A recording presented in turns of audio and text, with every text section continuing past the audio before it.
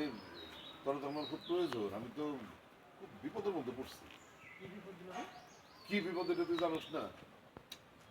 আরে জামাই আসছে দেশে, আর এদিক দিয়া মানে ফারানারে নিয়ে কি সব আজে বাজে কথা রটাইতেছে, সবাই তো শুনিস নাই? না তোমার আমি তো কিছু শুনি না। শুনলি কেমনি বলবো? আর জামাইয়ের দোষ দিয়ে লাভ কি?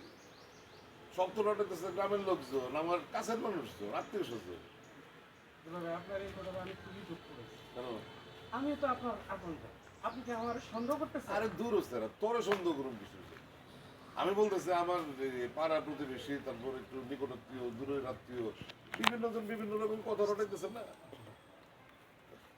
এখন তুই একটা কাজ কর না ভাই, যে ওই আমার একটু বুঝা যে আমার তো আসলে এই গত বছরগুলোতে অনেক আয় উন্নতি হয়েছে, আমার অবস্থা আগের সঙ্গে ভালো হয়েছে, এটা গ্রামের লোকজন কেউ পছন্দ করতেছে না, সহ্য করতে পারতেছে না। হিংসা, এই হিংসায় পড়ে তারা আমার মেয়ে সম্পর্কে এসে বাজে বাজে কথা রটাইতেছে। এটা তো আমার বুঝা বল।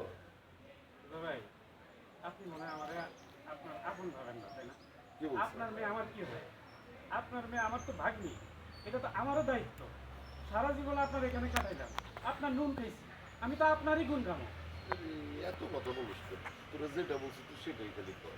আর শোন, ওই আগে বেশি আর বাড়তি কোনো কথা বলিস না, তোকে যতটুকু বলা হয়েছে অতটুকু বলবি। আচ্ছা দিবা ভাই, জামাইতে আছে ঘরে? আরে না, সে এখন থাকে নাকি, রাত্রে আসবো, রাত্রে বেলা বলিস।